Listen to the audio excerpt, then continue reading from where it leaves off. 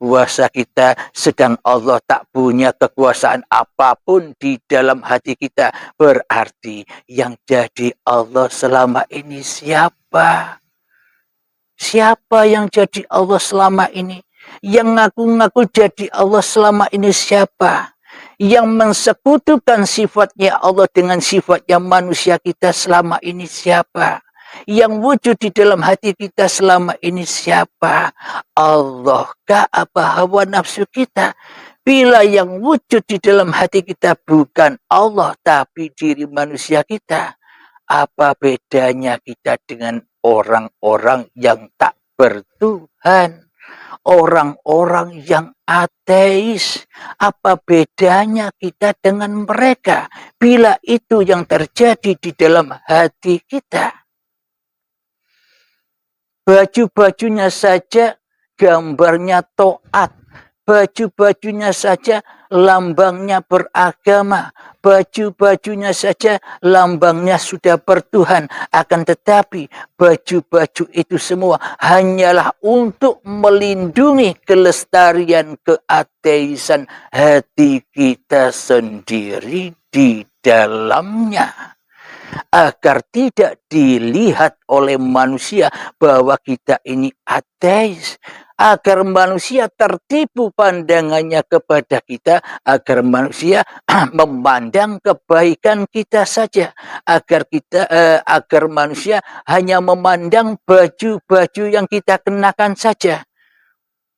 Pada hakikatnya dalamnya bajunya najis, dalamnya bajunya kotor, di dalam bajunya penuh dengan kesyirikan dan kemungkaran. Itulah keateisan kita selama ini. Mana mungkin kita bisa khusyuk di dalam sholat-sholat yang kita kerjakan. Wong selama ini kita yang jadi Tuhannya. Kita menghadap diri kita sendiri di dalam sholat dan ibadah kita. Kita hanyalah untuk pemuas hawa nafsu kita sendiri saja. Ibadah dan sholat yang kita kerjakan untuk bangga-banggaan, untuk mulia-muliaan di sisi manusia. Karena kita belum bertuhan selama ini. Tanpa kita bertuhan, mana mungkin kita punya agama. Tanpa bertuhan, mana mungkin kita bisa Islam. Bisa selamat hati kita menuju Allah. Melainkan selama ini kita hanya pulang dan pulang rojiun kepada iblis dan setan yang menjadi guru kita selama ini. Iblis dan setan yang menjadi gusti kita selama ini. Iblis dan setan yang selama ini menjadi junjungan kita di dalam hati kita selama ini. Karena kita selama ini mematuhi perintah-perintahnya iblis dan setan untuk selalu jauh dan jauh dari Tuhan yang menciptakan diri kita. Jadi untuk sholat yang khusyuk, ya kita wajib membaca kitab-kitab suci diri manusia kita dahulu. Kita wajib tahu kesalahan-kesalahan diri manusia kita dahulu. Untuk khusyuk kita wajib tahu sejarah kedoliman, kejahilian hati kita dahulu. Maka di ayatnya, man arafa nafsahu, barang siapa sudah tahu hakikat diri manusianya, faqad arafa rabbahu, maka ia akan mengenal Tuhannya. Bila diri kita saja tak pernah membaca kitab suci kita, bila saja kita tak pernah membaca kitab Al-Qadim diri manusia kita, mana mungkin kita bisa mengenal yang maha suci, yang mensucikan setiap hati manusia. Jadi perbedaan agama, perbedaan aliran, banyak kitab-kitab yang dianutnya. Akan tetapi bila manusia sudah terhidayai oleh uripe Allah, maka kitabnya hanya satu, yakni kitab diri, kitab yang suci yang wajib dibaca untuk setiap manusia, agar manusia persis seperti yang dicontohkan, yakni baginda Rasulullah Sallallahu Alaihi Wasallam untuk selalu patuh menjadi utusan Allah, untuk selalu patuh menjadi pesuruh Allah, untuk selalu patuh menjadi Rasulullah. Jadi sudah bebas lepas dari utusan, dari Rasul, dari pesuruh-pesuruhnya hawa nafsu kita sendiri. Maka ketika kita sudah membaca kitab suci diri manusia kita, maka kita akan bertemu dengan Muhammad Rasulullah. Inilah makna syahadat itu.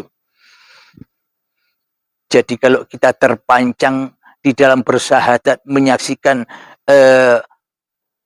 junjungan kita Nabi besar Muhammad bin Abdullah, mana mungkin kita bisa Islam? Mana mungkin kita bisa bersyahadat? Kitabnya Kanjeng Nabi Muhammad sudah wafat 14 abad yang lalu. Sementara kitab diri kita masih ada. Inilah kitab yang sekarang, inilah kitab sucimu, itulah Muhammad Rasulullah yang wajib kita sucikan. Kita sucikan dari iblis dan setan. Kita sucikan dari hawa nafsu kita. Kita sucikan dari diri manusia kita. Halim, bukan kamu yang melempar itu, tapi akulah yang melempar, kata Allah. Halim, bukan kamu yang memanah itu, tapi akulah yang memanah itu. Halim, bukan kamu yang duduk, tapi akulah yang mendudukkanmu. Halim, bukan kamu yang berkata-kata itu. Uripe Allah lah yang berkata-kata atas ragamu. Inilah iman itu, dan inilah khusyuk itu. Bila kita sering membaca kitab suci yang kita miliki, yakni membaca Iqra kitabak, bacalah kitabmu. Iqra bismi rabbikal ladzi khalaq, bacalah dirimu dengan nama Tuhanmu yang telah menciptakanmu, maka kau akan menyadari bahwa urip iki uripe Allah, bukan urip manusiamu.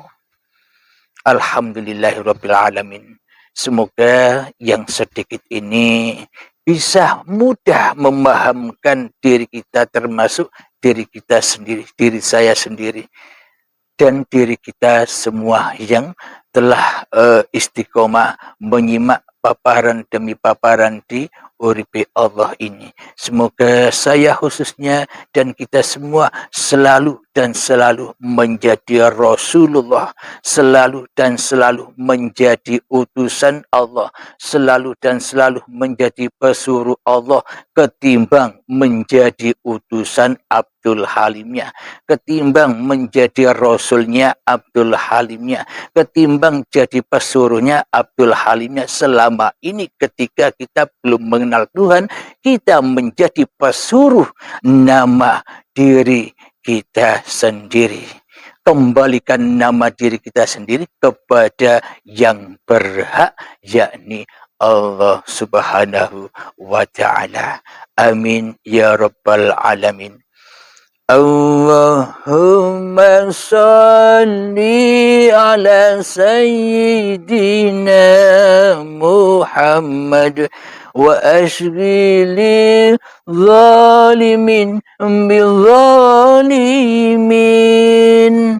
Allahumma salli ala Sayyidina Muhammad وأشغل الظالمين بالظالمين وأخرجنا من بينهم سالمين وعلى آله وصحبه أجمعين Alhamdulillahirabbil alamin. Allahumma shalli ala sayyidina Muhammad wa ala ali sayyidina Muhammad. Rabbana atina fid dunya hasanah wa fil akhirati hasanah wa qina adzabannar. Wa sallallahu ala sayyidina Muhammad wa ala alihi wa sahbihi wasallam. Walhamdulillahirabbil alamin. Akhirul kalam. Assalamualaikum warahmatullahi wabarakatuh.